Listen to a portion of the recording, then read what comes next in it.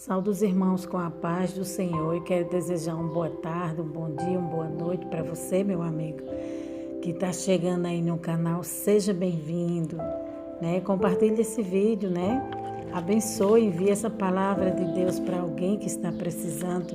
E hoje eu vou deixar o livro de Atos, capítulo 10 e alguns versículos em diante, que fala assim, o título dessa palavra: o centurião Cornélio.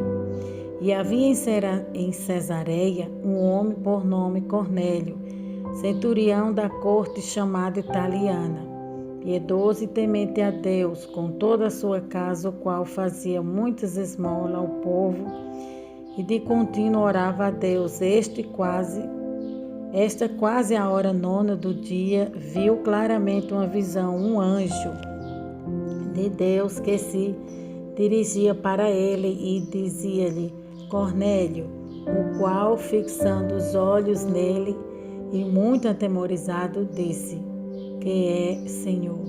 E disse-lhe: As tuas orações e as tuas esmolas têm sido para a memória de Deus. Agora, pois, envia homens a Jope e manda chamar Simão, que tem por sobrenome Pedro. Este está hospedado com um certo Simão, curtidor, que tem a sua casa junto do mar. Ele te dirá o que fazer. Amém, amados? Eu vou ler até aqui e vou fazer um comentário em cima dessa palavra. A gente vai contar uma história, né, que aconteceu semelhante a essa com o homem de Deus, né? Que hoje a gente vai falar sobre o temor de Deus. Né? É muito importante na vida do homem e de uma mulher de Deus e da igreja do Senhor. Sem temor a Deus não tem como conhecê-lo, né? Não basta só amar a Deus, mas nós temos que ter o temor, porque a Bíblia diz que o temor a Deus é o princípio da sabedoria. E aqui fala: lá em 1994 havia um evangelista muito famoso que estava na prisão. Ele passou 5 anos na prisão. Chamava-se Jim Brak. Muitas pessoas não o conhecem aqui no Brasil. Jim Brak era o dono da maior rede cristã de televisão do mundo inteiro. Mas ele foi pego em fraude e adultério. E esta fraude que ele cometeu, o governo processou ele. E ele foi lançado na prisão por 5 anos. No primeiro ano da sua sentença de prisão em Minnesota, ele disse: John, Jesus literalmente entrou na minha cela e me libertou. E eu lembro que eu tinha escrito um livro chamado Vitória no Deserto. Ele leu o livro da capa a capa e pediu à sua secretária que ligasse para minha secretária, para eu poder visitá-la na prisão. E eu disse: é claro que eu vou. Lisa e eu fomos, era apenas 4 horas de viagem. Naquela época nós vivíamos na Flórida e eu lembro quando eu entrei naquela cela de prisão. Aquele homem me abraçou e me segurou e ele não queria soltar. Ele não queria me soltar. E finalmente ele me empurrou e disse: Você escreveu este livro? Aleluia. Glória a Deus. Ou você comprou a ideia? Aleluia, Jesus. Grande é o teu poder, grande é as tuas maravilhas. Ou você comprou a ideia? Aqui eles dois estão dialogando, né? E ele fala: eu disse, não, eu já passei pelo deserto. Não o deserto que você está enfrentando, mas eu já passei. Ele disse: John, temos muito o que conversar. Eu lembro que sentamos e conversamos por 1h30. Eu queria ter 24 horas para conversar com ele. Uma das primeiras coisas que ele disse foi: John, essa prisão não foi o juízo de Deus sobre a minha vida, mas a misericórdia. Eu olhei para ele e disse: o quê? Ele disse: porque se eu continuasse levando a vida que eu levava, eu iria para o inferno. E ele disse: Deus teve misericórdia de mim. E ele começou a chorar. Obviamente eu disse: ok, eu estou na presença de um homem de Deus. Aquele homem estava tão quebrantado e humilhado. E eu lembro que depois de falarmos um pouco, na verdade, depois de ele falar, eu tive vontade de fazer perguntas. E a primeira pergunta que eu fiz ao Jim foi: Jim, quando você saiu do amor de Jesus? Quando você parou de amar a Jesus? Foi quando você caiu em adultério com aquela mulher 7 anos antes de você parar na prisão? Ou foi coisa da fraude? Quando exatamente foi? Porque eu lembro que ele era muito afogueado com Deus. Ele olhou para mim e disse: John, não aconteceu. Eu disse: como assim? Ele disse: eu não, aleluia, deixei de amar a Jesus, mas eu o amei durante todo o processo. E então ele viu aquele susto enorme no meu rosto. E eu disse: como assim? E ele disse: John, eu amava Jesus, mas não temia a Deus. E ele disse: há milhões de cristãos por aí que amam a Jesus, mas não temem a Deus. E o temor do Senhor que aperfeiçoa a santidade em nossas vidas. E a Bíblia ainda diz que sem santidade ninguém verá o Senhor. O que Moisés exclamou para te deixar-me ver a sua face, e ninguém terá esse privilégio sem santidade. E a santidade é trabalhada em nossas vidas de acordo com como Paulo diz, não pelo amor de Deus, mas através do temor do Senhor. Então eu quero voltar e olhar o texto base para o temor do Senhor em 2 Coríntios capítulo 7. Todos os textos que eu citei aqui, eles usam a palavra grega, phogos. O dicionário de Esdron define a palavra como alarme, medo exagerado, e terror. Taine define como medo e pavor. Aquilo que traz terror é aquilo que traz reverência e respeito. Então vocês veem que é um pouco mais de adoração, é um pouco mais do que respeito. Ele está falando que o temor a Deus é mais do que adoração e mais do que respeito, é algo a mais. Mas não vamos parar por aqui. Vamos ver o que o apóstolo Paulo diz em Filipenses, capítulo 12.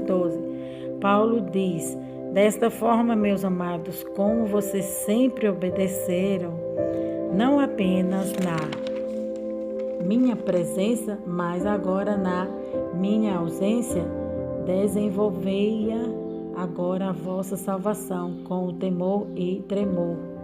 A palavra tremor vem da palavra grega tronos, e tanto estrangue quanto sainos define a palavra coisa, um tremor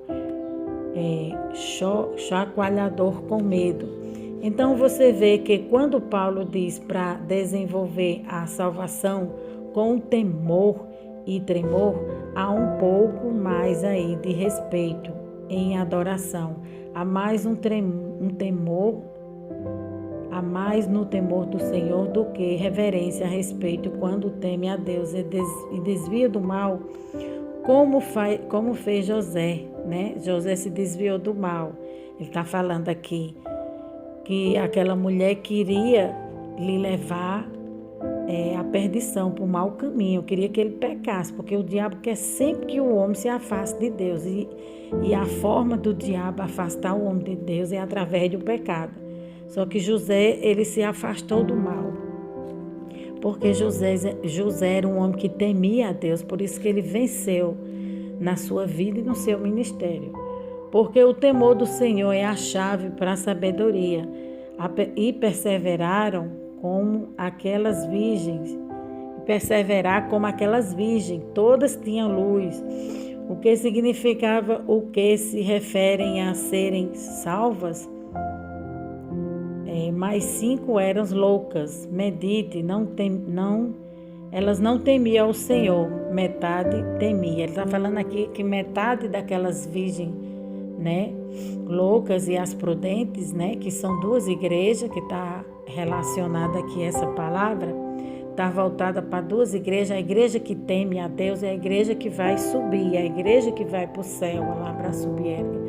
E a igreja nécia, né, ignorante, é aquela que vai ficar, que não teme a Deus, que não tem reverência, que não tem compromisso, que não busca as coisas de Deus com sinceridade, que não se desvia do mal. Essa é a igreja que vai ficar, esse é o povo que não vai subir, ele está falando aqui. Mas as prudentes, as que temem a Deus e se desviam do mal, elas vão subir. O temor do Senhor não é ter medo ou ficar assustado com Deus, não. Como você pode ter uma relação de intimidade com Deus se você tem medo dele?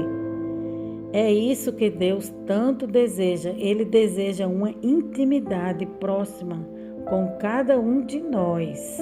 O temor do Senhor é um profundo e permanente respeito e reverência por Deus e todas as coisas que ele declara santas e atribui a Deus. Ao Deus Altíssimo, o infinito e mais elevado lugar de honra em sua vida. É tremer profundamente com reverência diante do privilégio da sua presença e da maravilha da sua palavra.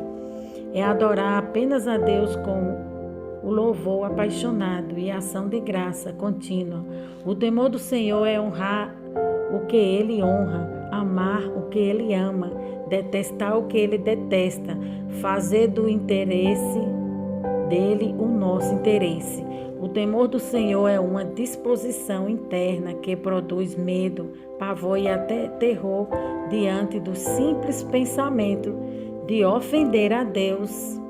Essa atitude torna impossível o indivíduo pecar casualmente, completamente ou persistentemente. Nem o menor pecado é visto de forma casual. Por isto, em Provérbio, capítulo 16, versículo 3, diz que o temor do Senhor afasta o mal. Submeter a nossa vontade para abraçar a dele completamente. É uma limpeza ou purificação que dura para sempre. Não existe absolutamente nada enganoso ou corrupto no temor do Senhor. E, finalmente, o temor do Senhor é uma manifestação do Espírito Santo e é o deleite de Jesus. Isaías, capítulo 11, versículo 2 e 3. O Espírito do Senhor repousará sobre Jesus, o Espírito da sabedoria e entendimento. Glória a Deus, Pai. É maravilhoso. O espírito de conselho e fortaleza, o espírito de conhecimento e de temor do Senhor. Então, o temor do Senhor é uma manifestação do Espírito Santo. Agora vejam o seu deleite. E no temor do Senhor, por isso que Jesus era ouvido por Deus em suas orações. Você quer provar a sua vida de oração? Você quer ver suas orações respondidas rapidamente? Hebreus diz que Jesus foi ouvido por causa do seu temor piedoso. Uma coisa é orar, outra coisa é ser ouvido por Deus. Pense sobre isso. Ele se deleitava no temor do Senhor, por isso que ele era ouvido por Deus. O temor do Senhor garantirá que a grande bondade de Deus abundantemente em nossa vida. Salmo 31, 19 diz: Oh, quão grande é a sua bondade que você reservou aos que temem, que você preparou para aqueles que confiam.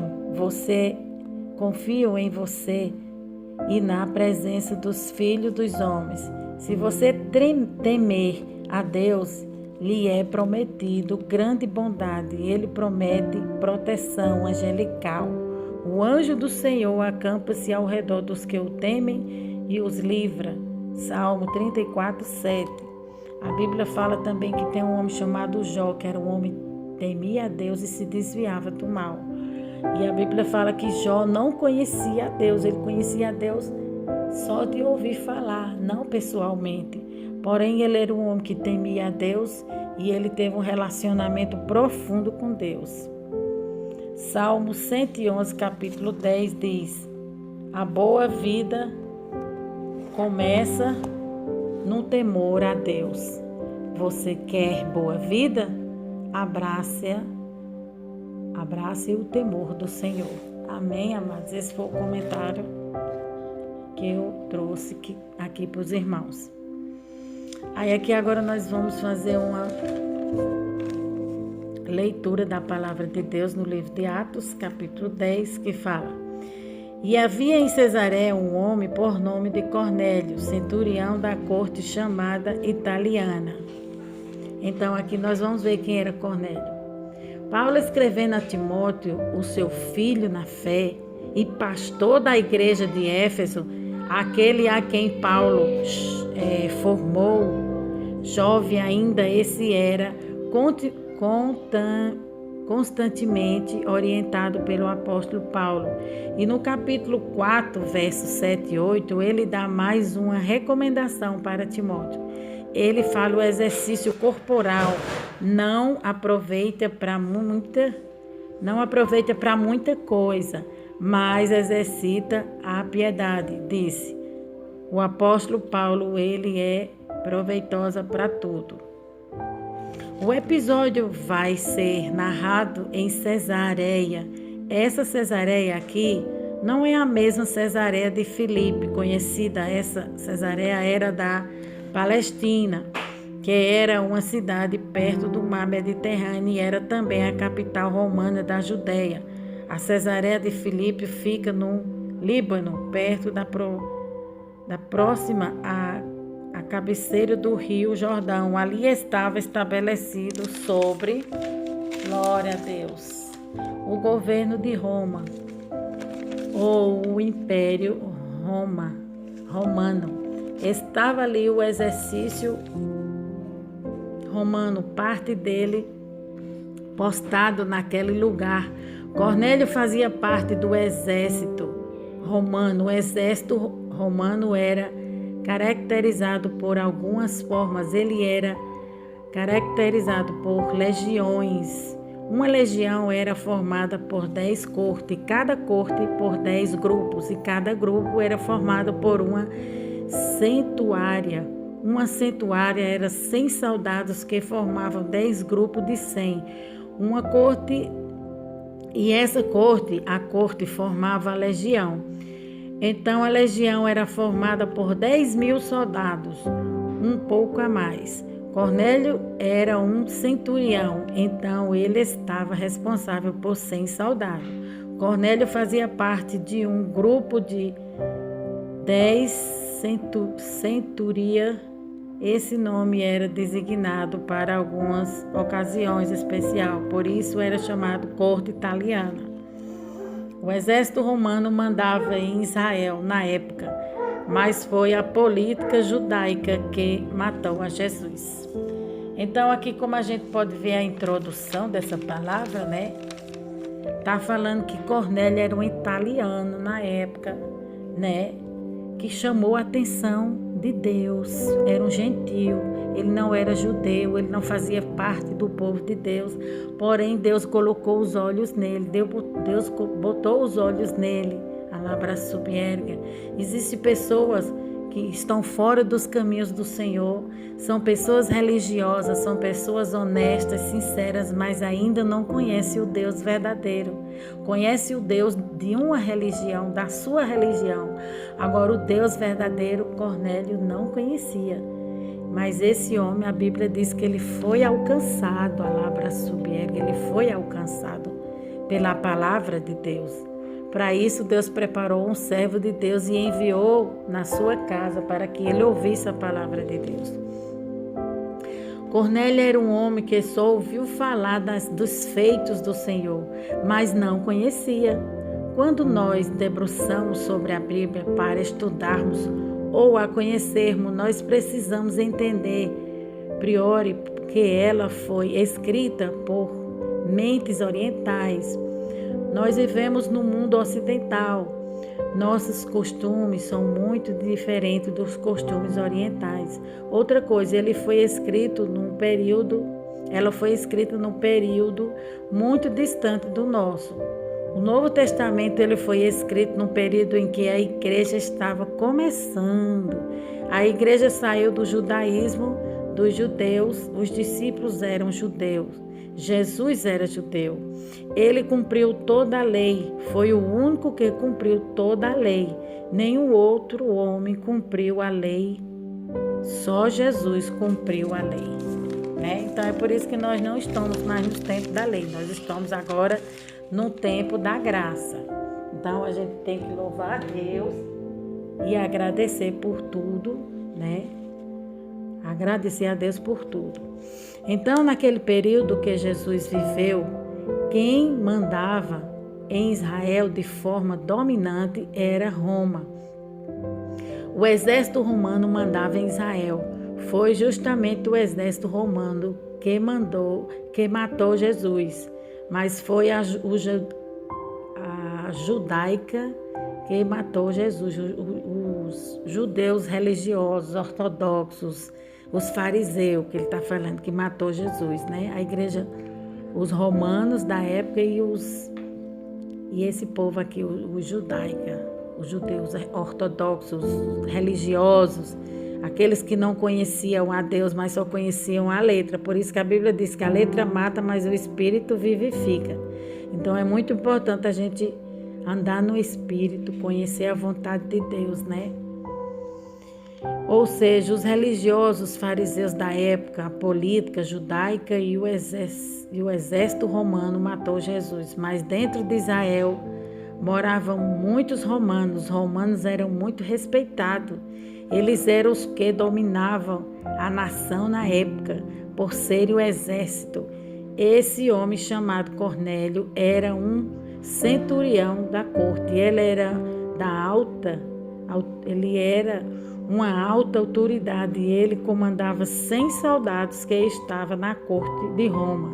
Ele via a pobreza do povo e ele tinha um coração mole, um coração nobre. Ele fazia sempre isso, muitas caridades, Ele está falando que Cornélio fazia caridades e orava a Deus, porque ele ouvia falar do Deus dos judeus, do Deus de Israel, dos feitos que esse Deus havia feito. Então aquilo ali já moveu o seu coração, O Espírito Santo já foi trabalhando na sua vida, já foi trabalhando para que ele fosse liberto, pouco a pouco. Tem pessoas que aceitam Jesus e ele quer receber a libertação do dia para a noite. Não é assim. Cada caso é um caso, cada vida Deus trabalha diferente, há um processo. Na vida de Cornélio foi uma, na minha vida é outra, na sua também é outra. Então, cada pessoa existe uma forma de Deus trabalhar, na sua libertação. No caso aqui de Cornélio, foi muito linda a história dele. Aqui fala, sempre isso chamou a atenção de Deus. Ele temia a Deus e ele estava numa terra que falava demais de Deus, mas não servia a Deus de verdade. Então, ele só ouvia falar, Existem pessoas que só conhecem a Deus de ouvir falar, conhecem a Deus de longe, mas não tem um relacionamento com Deus, nunca teve um relacionamento com Deus. No caso de Cornélio aqui, ele não conhecia a Deus. Por melhor que ele fosse, por melhor que o homem seja, o homem precisa de Deus, precisa conhecer a Deus, ter um relacionamento, ter um encontro com Deus. É isso que a palavra de Deus nos mostra. E havia em Cesareia um homem por nome Cornélio, centurião da corte, chamado italiana. Então ele era um homem de alta patente. A Bíblia está falando que ele era um homem de alto grau, ele ocupava um cargo alto na época. Mas ele era um homem nobre, ele era um homem piedoso, a Bíblia fala. Versículo 2, piedoso e temente a Deus, com toda a sua casa, o qual fazia muitas esmolas ao povo, de contínuo orava a Deus. Então ele fazia isso constantemente. É sinal de salvação?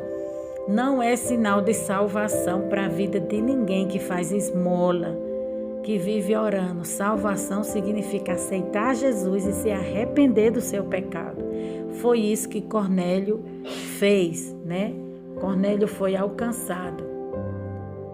A Bíblia diz que ele fazia isso continuamente, embora ele fosse um homem que não conhecia a Deus, mas ele era um homem bondoso, ele era um homem justo, ele se compadecia do pobre, estendia suas mãos para ajudar os menos favorecidos, necessitados. E Deus viu, a Bíblia fala aqui, versículo 3, quase a hora 9 do dia, via claramente numa visão um anjo. A hora 9, né? Conforme a Bíblia está relatando aqui, eu fui ver, essa hora 9 é 3 horas da tarde. Por volta de 3 horas da tarde, o anjo do Senhor apareceu a Cornélio, quando ele estava em sua casa, falando com Deus, fazendo uma oração. Aqui fala, quase a hora 9 do dia, via claramente numa visão o anjo de Deus que se dirigia para ele e dizia-lhe, Cornélio. Então Deus conhece a mim e a você e ele chama pelo nome. Deus nunca vai chamar ninguém por apelido, né? A Bíblia diz que as estrelas do céu Deus conhece a cada uma e chama cada uma pelo seu nome. Deus conhece o teu nome. E Deus te chama pelo teu nome, assim como ele fez com Samuel. E aqui a Bíblia fala que Deus chamou Cornélio. Versículo 4 fala, o qual, fixando os olhos nele e muito atemorizado, disse, quem é, Senhor? Isso é Cornélio falando, né? Ele não conhecia a Deus. Foi o primeiro relacionamento que ele teve com Deus, foi o primeiro contato. E ele disse, que é, Senhor? E disse-lhe, as tuas orações, o anjo do Senhor falou para ele, as tuas orações e as tuas esmolas têm subido para a memória diante de Deus. Então, quer dizer que diante de Deus, tudo aquilo que nós fazemos de bom ou fazemos de ruim, fica presente, fica registrado, né? Quando a gente faz alguma coisa de bom para Deus, para glorificar o nome de Deus, fica registrado. Também quando a gente faz alguma coisa de ruim e não se arrepende, fica registrado também. Agora, quando a gente se arrepende, aí Deus apaga, entendeu? Quando a gente se arrepende, Deus joga tudo no mar do esquecimento, todo o pecado, todo o mal. A Bíblia diz que Deus lança fora e não lembra mais. Aí aqui fala que chamou a atenção de Deus, os feitos desse homem chamou tanta atenção de Deus, que Deus preparou Pedro, né? Preparou o servo de Deus para ir ao seu encontro e lhe ajudar, para que ele tivesse conhecimento da verdade. Versículo 5 fala, agora, pois, envia homens a Jope e manda chamar Simão, que tem por sobrenome Pedro. Então, os judeus e os gentios na época era um povo distinto, que viviam separados, né? E Deus, ele queria acabar com esse protocolo, né? São tantos protocolos, são tanto disse-me diz, que Deus, ele queria acabar com isso. Ele queria unir a todos, porque Jesus, ele morreu para que todos fossem salvos. Deus, ele não separa, ele não faz distinção, né? Para salvar, Deus quer salvar a toda a humanidade. Gentios, romanos, gregos, judeus, toda raças, povos e línguas, Deus quer alcançar, né? Com a sua palavra. Deus quer que a salvação alcance a todos, né? Para isso, Deus deixou a responsabilidade para que o homem, a palavra de Deus fosse pregada através do homem. A palavra de Deus seja pregada através do homem e da mulher de Deus, da sua igreja. Versículo 5 fala: E agora, pois, envia homens a Jope e manda chamar Simão, que tem por sobrenome Pedro. Então, o nome de Pedro era Simão. Deus mudou para Pedro. Pedro significa pedra. Então, há um significado, né, poderoso no nome de Pedro. E Deus mandou que ele enviasse soldados, servo seu, para ir buscar o seu servo, porque como ele não conhecia, não sabia, né? Ele não sabia quem era Pedro, e quem Pedro poderia fazer por ele. Então Deus sempre orienta, né? Deus sempre vai mostrar alguém que vai poder te ajudar nessa caminhada. Deus sempre vai levantar a igreja para te ajudar, para orar por você, para te mostrar a verdade, para te mostrar a palavra de Deus. Foi isso que Deus fez. Quando a gente não vai para a igreja vai até nós. Deus envia um socorro. Deus enviou o socorro para este homem. Deus teve misericórdia da vida desse homem, de Cornélio. Aqui fala, versículo 6. Este está hospedado com um certo Simão curtidor, que tem a sua casa junto do mar. Ele te dirá o que deves fazer. Então Deus mostrou até o local onde ele estava. Deus mostrou tudo. Deus revelou a palavra subérga. Deus tinha um plano grande na vida deste homem.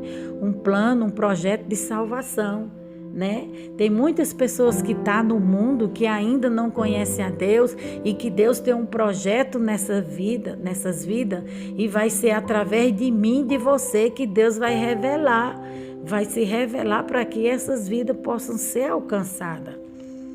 Aí aqui a Bíblia fala que Pedro ele estava na casa de Simão, curtidor. Quer dizer, curtidor significa couro, mexia com couro, trabalhava com couro, uma profissão que não era valorizada na época, né? Versículo 7 fala: Retirando-se o anjo que falava com Cornélio, chamou 2 de seus criados e a um piedoso soldado dos que estavam ao seu serviço. Então, Deus ele prepara tudo, né? Aqui a gente pode observar que Cornélio ele preparou pessoas certas, né? Preparou pessoas parecidas com ele, homens piedosos, homens bons, que tinham um coração generoso, para ir buscar o servo de Deus, né? Aí ele poderia ter mandado outros soldados, né? Mas não, Deus prepara tudo. Deus enviou as pessoas certas para que a obra de Deus fosse feita naquele lugar. Verso 8 fala: E havendo-lhe contado tudo, os enviou a Jope. Então ele contou tudo para os seus soldados, e os soldados, quando chegou lá, comunicou a Pedro. Porém, o Espírito de Deus já havia falado com Pedro. Então Pedro já sabia o que tinha que ser feito. Porque Deus testifica. Quando a obra de Deus é legítima, é verdadeira, Deus testifica. E no dia seguinte, verso 9, no dia seguinte, indo ele seu caminho, e estando já perto da cidade, subiu Pedro ao terraço para orar, quase a hora sexta. Então Pedro foi orar, foi falar com Deus, né? Como era costume, os judeus oravam 3 vezes por dia. E Pedro não era diferente, ele foi orar. Verso 10 fala: E tendo fome, quis comer.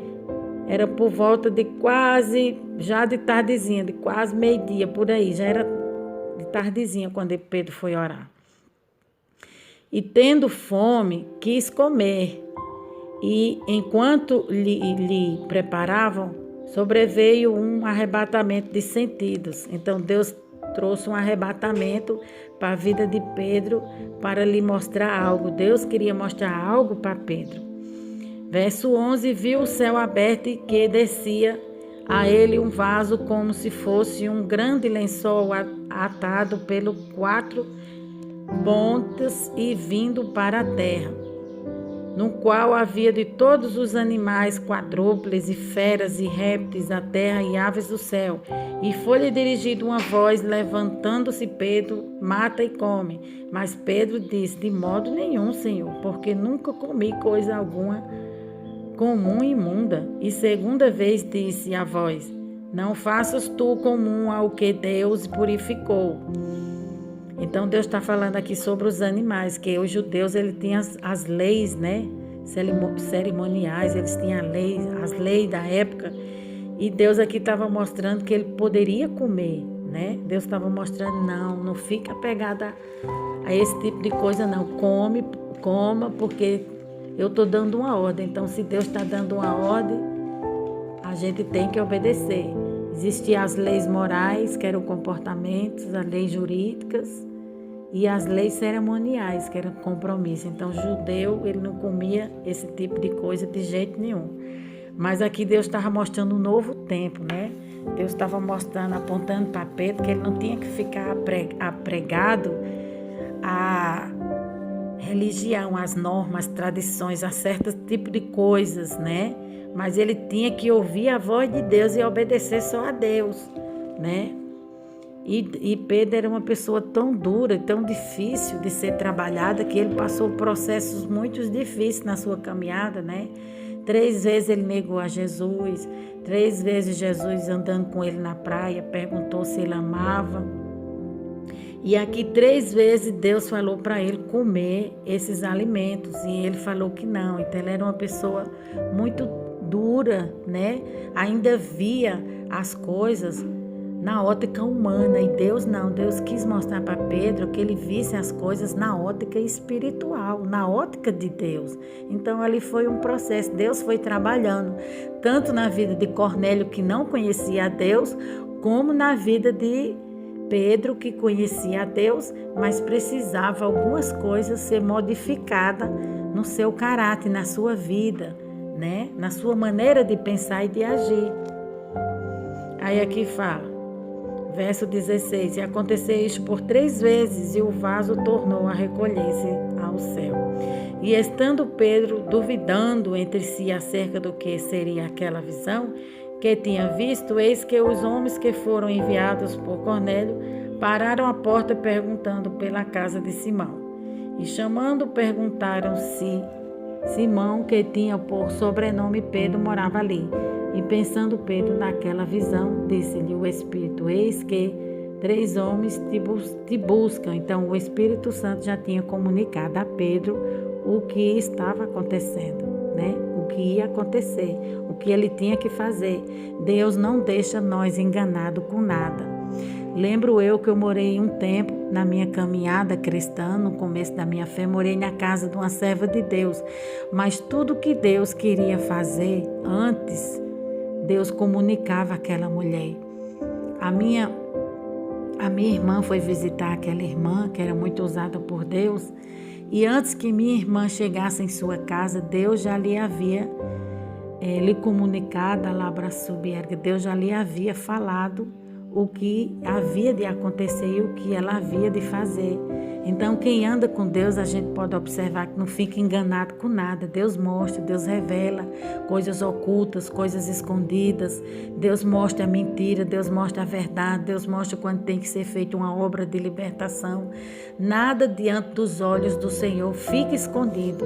A Bíblia diz que diante dos olhos do Senhor todas as coisas estão nuas, estão patentes. Ele vê tudo, né? Ou seja, Deus está vendo tudo o que está acontecendo. Aí aqui a Bíblia fala, verso 19, pensando Pedro naquela visão, disse-lhe o Espírito, eis que 3 homens te buscam. No 20, levanta-te, pois, desce e vai com eles, não duvidando, porque eu os enviei. Então Deus está falando para Pedro, para ele ir, que foi Deus que enviou aqueles homens para buscar Pedro, para que Cornélio fosse alcançado pela salvação, fosse liberto. Ele já tinha tudo, já estava encaminhado, né? Metade da vida de Cornélio estava encaminhada para que ele fosse salvo, mas precisava do principal, Jesus. Tem que confessar, por melhor que o homem seja, o homem tem que aceitar Jesus, tem que confessar Jesus. Só entra no céu quem aceita Jesus, né?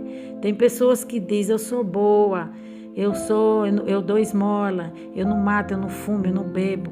Então, a Bíblia fala que por melhor que a pessoa seja, assim como Cornélio, ele precisava ter um encontro com Jesus, ser batizado com o Espírito Santo. Verso 21, e descendo Pedro para junto dos homens que lhe foram enviados por Cornélio, disse, eis que sou eu a quem procurais, qual é a causa por que estás aqui? E eles disseram, Cornélio, o centurião, homem justo e temente a Deus, e que tem um bom testemunho de toda a nação dos judeus. Então, ele dava um bom testemunho, né? Era um ímpio, um gentio, que dava um bom testemunho. Porém, precisava conhecer a Deus, né? Por mais que ele fosse respeitado, honrado, ele precisava ter um encontro com Jesus.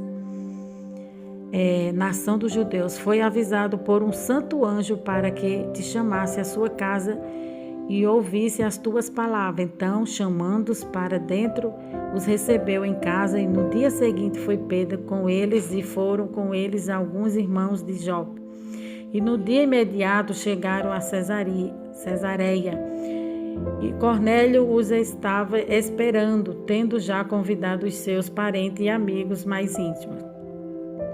E aconteceu que, entrando Pedro, saiu Cornélio, recebendo-lo e prostrando-se a seus pés, e o adorou. Então, Cornélio, ele tinha muita sede de Deus.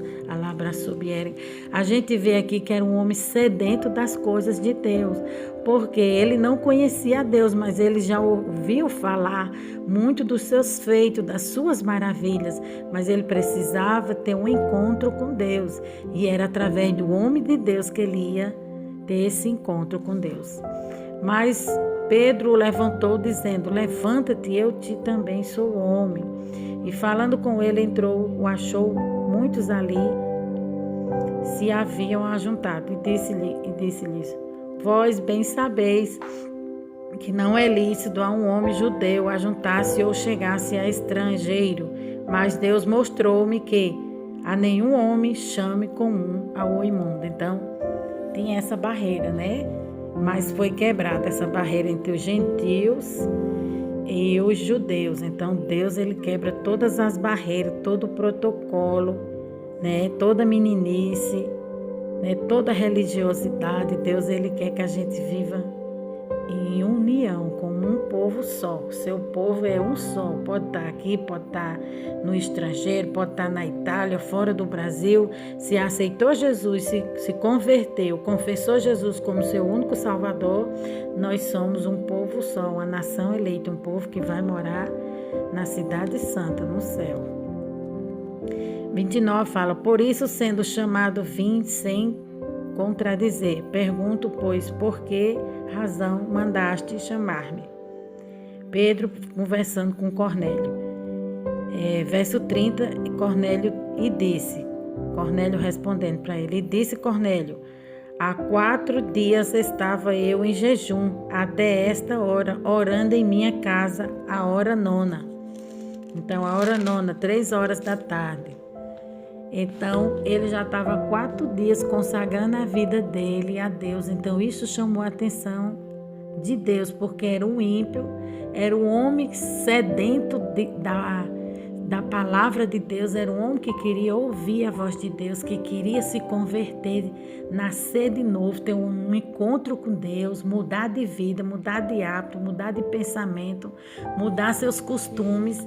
E aquilo ali chamou a atenção de Deus de tal maneira que Deus guardou na sua memória e ainda enviou um anjo para lhe socorrer, para lhe avisar o que tinha que ser feito. Né? A gente vê aqui a fidelidade e o amor grande de Deus. Verso 31 fala, e eis que diante de mim se apresentou um homem com vestes resplandecentes e disse, Cornélio, a tua oração foi ouvida e as tuas esmolas estão em memória diante de Deus.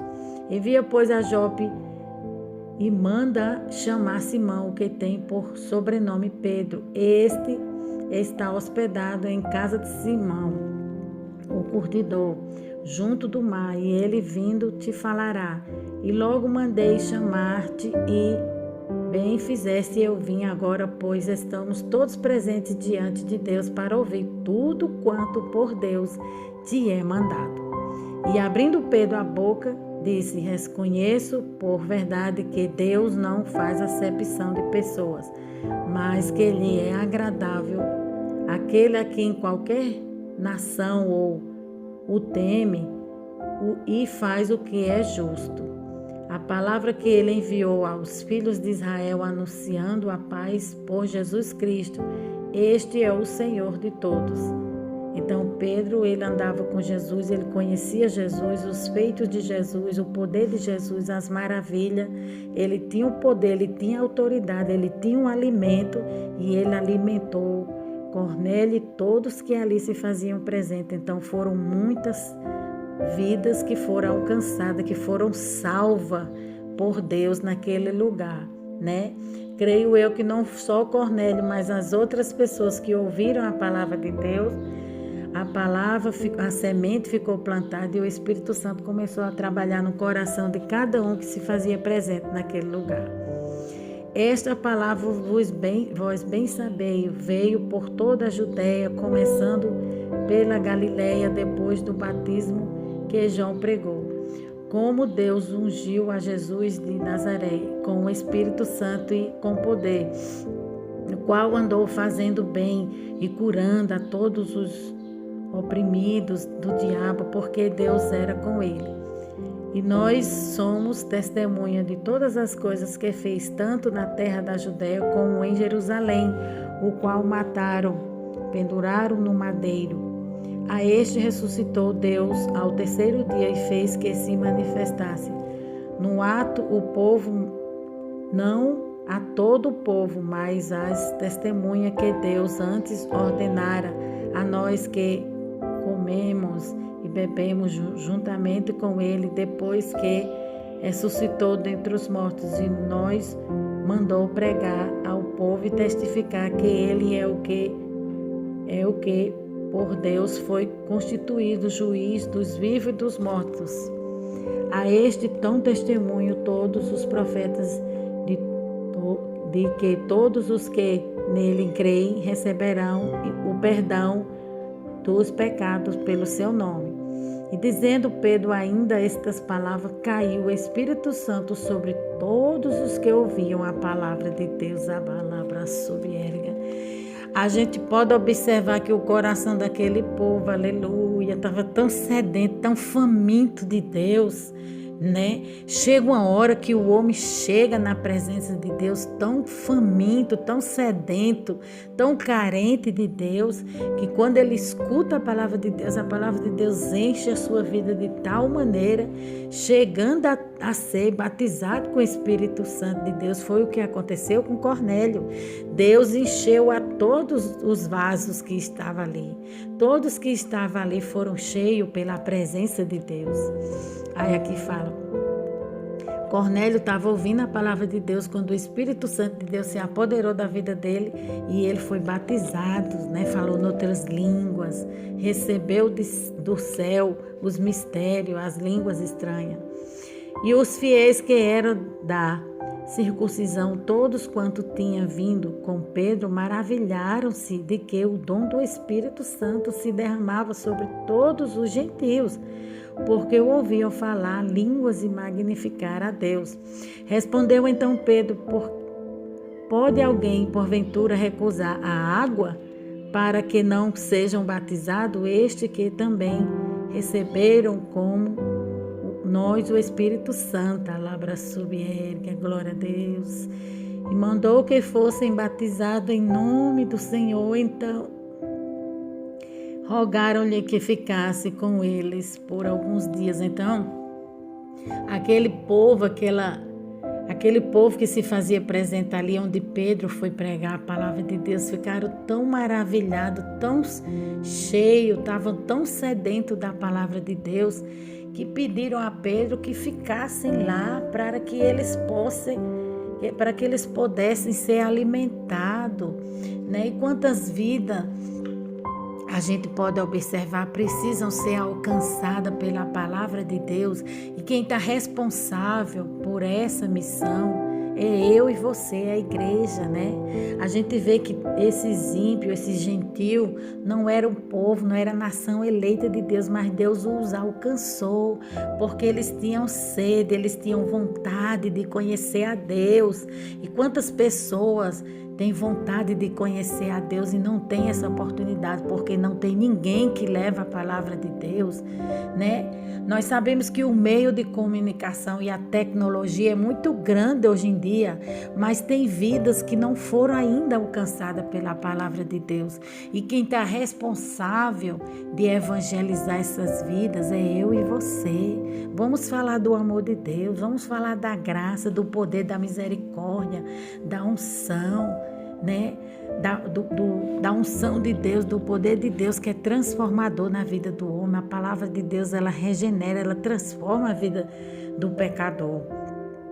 E Cornélio aqui, ele passou a ser um homem cheio do Espírito Santo de Deus, né? Já tinha muitas qualidades e agora ele passou a ter atributos de Deus na sua vida, e através não só de Cornélio, né?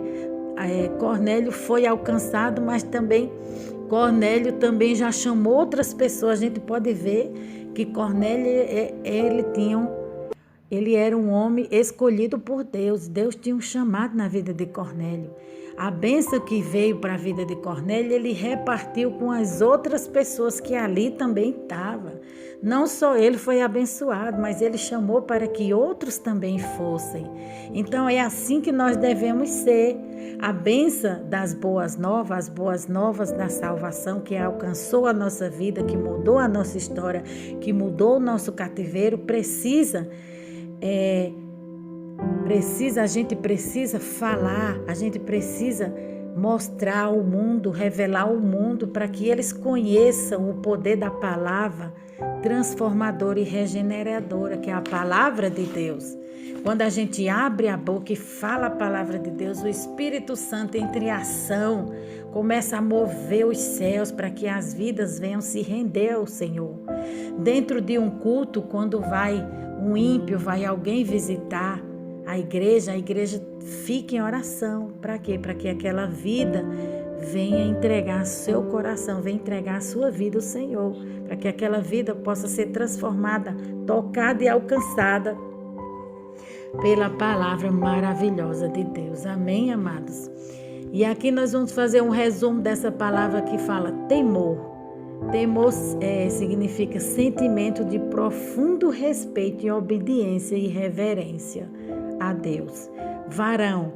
Varão significa homem digno de fé e temor a Deus. Cornélio. O nome Cornélio significa duradouro e estável, né? Tem um bom significado. Contínuo significa moço de recado. A Bíblia mostra que o período com mais intensidade do que outros exemplos. Atos 2, Atos 10, Atos 19, no ano, ele está falando aqui que nesses períodos foram muito intensos o derramamento do Espírito Santo e dos milagres e dos prodígios de Deus. Em Atos 10, Atos 19 e no ano 68 em Hebreus, eram visíveis os milagres pelos discípulos.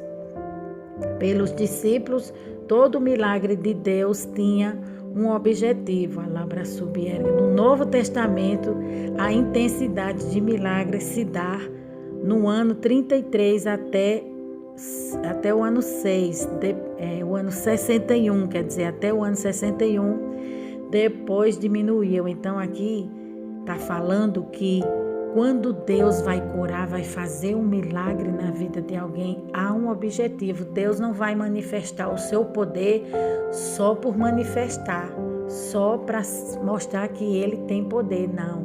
Deus, quando Ele faz um milagre, é porque Ele quer resgatar a vida da pessoa, Ele quer transformar a vida da pessoa, Ele quer mudar a história da pessoa, assim como Ele fez na vida de Cornélio e de tantas outras pessoas, né? São tantos outros feitos que Deus tem operado, né?